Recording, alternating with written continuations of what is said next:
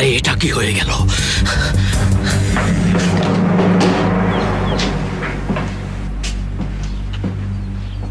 আর কেউ বাকি আছে? এহসান পালিয়ে গেছে। যে কোনো সময় পুলিশ চলে আসবে, চলো। এখনই বের হতে হবে। তুমি কি তাহলে সত্যি আমাদের বড় ভাই? হ্যাঁ, এটাই সত্যি ফেরিয়া। মানে ভাই, আমি তো কিছুই বুঝতে পারছি না, কে যে কার কি এখন। আরে চলো চলো, যেতে যেতে সব বলবো। চলো চলো, এখান থেকে বের হতে হবে, চলো যাই। এখনো তোমার হিসাব শেষ করো। সেমা, আদিল স্যার, একটা খারাপ খবর আছে। কি হয়েছে? মুস্তফা আর বাহারি লোকেরা নিষেধকে নিয়ে গেছে। কি বললে? কি বললে? দুঃখিত, আমরা যেতে পারিনি। ঠিক কি কি এহসান, তোমার ঘাট থেকে মাথা আলাদা করে ফেলবো, তারপর আমি তোমার কথা শুনবো। আমার ছেলেকে খুঁজে বের কর, না হলে আমি তোদের, আমাকে তোর পাগল বানিয়ে ফেলছি।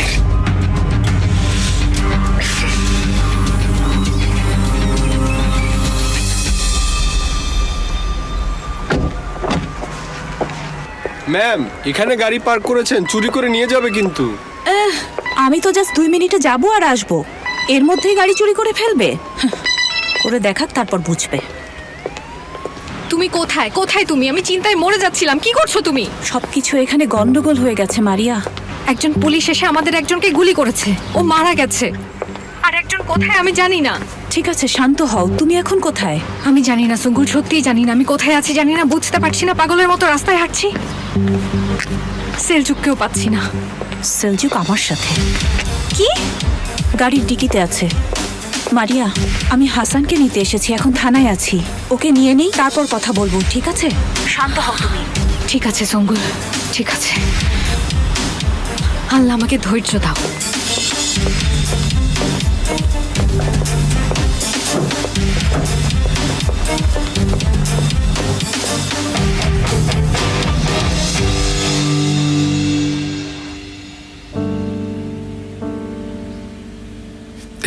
এখনো কি ওর লাশ খুঁজে পাওয়া যায়নি? না, পাওয়া যায়নি। তাহলে কি ও নিজেই গাড়ি চালিয়ে? হ্যাঁ, তাই। এটা নিয়ে এখন কষ্ট পেও না তুমি। কিভাবে সেফের কিভাবে মারা গেল? দেখো, সেমার অবস্থাও খুব খারাপ। ও এখনো বিশ্বাস করছে না যে সেফের মারা গেছে। ওর সামনে কনসাস থেকো। আল্লাহ ওকে জান্নাত নসিব করুন। একটা কবর তো হওয়া উচিত ছিল বাবা। হবে ইনশাআল্লাহ।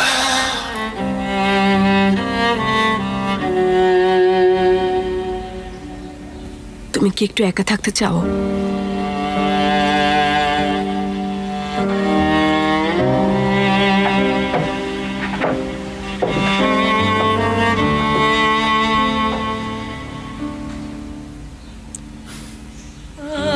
জুলফিকার ভেঙে পড়েছে। ভেঙে তো পড়বেই।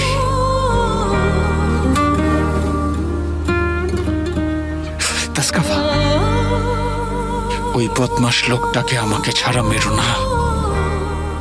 আপনি আগে সুস্থ হন, তারপর দেখা যাবে। বাবার কি অবস্থা? আমি এখানে, সেফার নেই, জুলফিকার, সেমার অবস্থাও ভালো না। তবে মোস্তফা আমাদের সাপোর্ট দিচ্ছে। সে আর কি করবে? এমন বলবেন না। সেদিন আমরা এক মিটিংয়ে গিয়েছিলাম, আদিলকে বেশ ভালোই শুনিয়ে দিয়েছে। বলেছে বাহারি উম্মানি তার বাবা। সত্যি বলছো? কসম করে বলছি। আচ্ছা, আপনি বিশ্রাম নিন, পরে কথা হবে।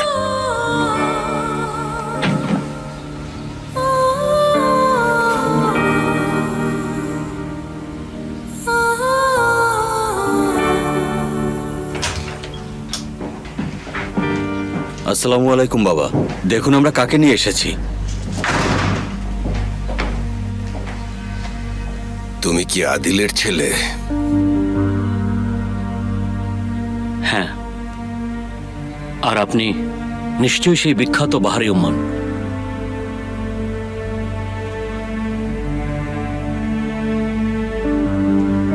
আপনি আমাকে আমার বাবার কাছে নিশ্চয়ই ফিরিয়ে দেবেন না, তাই তো? তোমার বাবার উপর নির্ভর করছে। প্লিজ দেবেন না, উনি মেরে ফেলবেন। এখানেও যে তুমি বেঁচে থাকবে তার কোনো নিশ্চয়তা নেই। বাবা, ও আদিলের জন্য খুবই গুরুত্বপূর্ণ। এবার আদিল পুরোপুরি কোণঠাসা। কোথাও লেগেছে? না বাবা, সামান্য আছড়, তেমন কিছু না। তবুও তুমি আয়েশাকে দেখাও সাবধানতার জন্য। ঠিক আছে, ওনাকে বলছি। খুব বেশি ব্যথা করছে না তো? না, আমি একদম ঠিক আছি।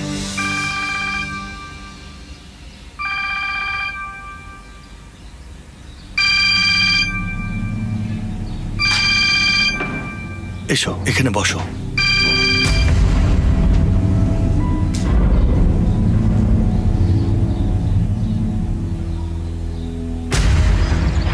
আদিল, কেমন আছো? মাথাটা খুব ধরেছে বাহারি। ঘাড়ে মাথাটা আছে এটাই অনেক। এই সময়টা উপভোগ করো। তো আমার ছেলেকে নিয়ে গেছো না? এখানে থাকতে তার তো কোনো সমস্যা নেই। দেখো, রাত 8টা পর্যন্ত সময় দিলাম। আমার ছেলেকে ফেরত দাও, না হলে পুরো পরিবারকে আমি মাটি চাপা দেব। একটু ভুল করলে তোমার ছেলেকে আমি তোমার কাছে একদম টুকরো টুকরো করে পাঠাবো বলে দিলাম। শোনো আদিল তোপাল, ছেলেকে ফেরত চাইলে এখানে এসে হাঁটু গেড়ে ভিক্ষা চাইবে।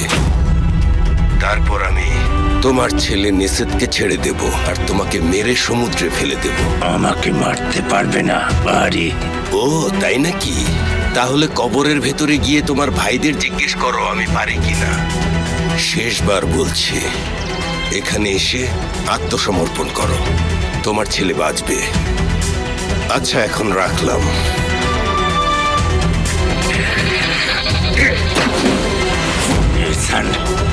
সব দোষ তোমার। তুমি আমার ছেলেকে বাঁচাতে পারোনি। আদিল সাহেব, আমি সর্বোচ্চ চেষ্টা করেছি। তুমি একদম ভিক্ষা চাইবে না। আমি ভিখারিদের ঘৃণা করি, বুঝতে পেরেছ তুমি? এখন কি করব?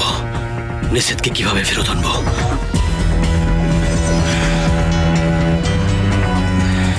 তোমার সব লোকজনকে জড়ো করো, ওই বাড়িতে হামলা চালাও। আমার নিষেধ ছাড়া সবাইকে মেরে ফেলো। নিষেধ যদি ওখানে থাকে তাহলে ওরাও সব রেডি আছে। বাইরে অনেক লোক পাহারায় আছে।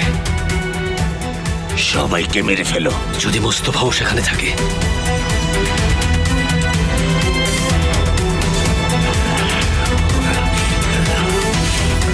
ওকে মেরে ফেলো। সত্যি বলছেন? এহসান, মরতে চাইলে আর সময় নষ্ট করো না। মাথায় গুলি করে দুজনেরই শান্তি হবে। ঠিক আছে, আমি যাচ্ছি।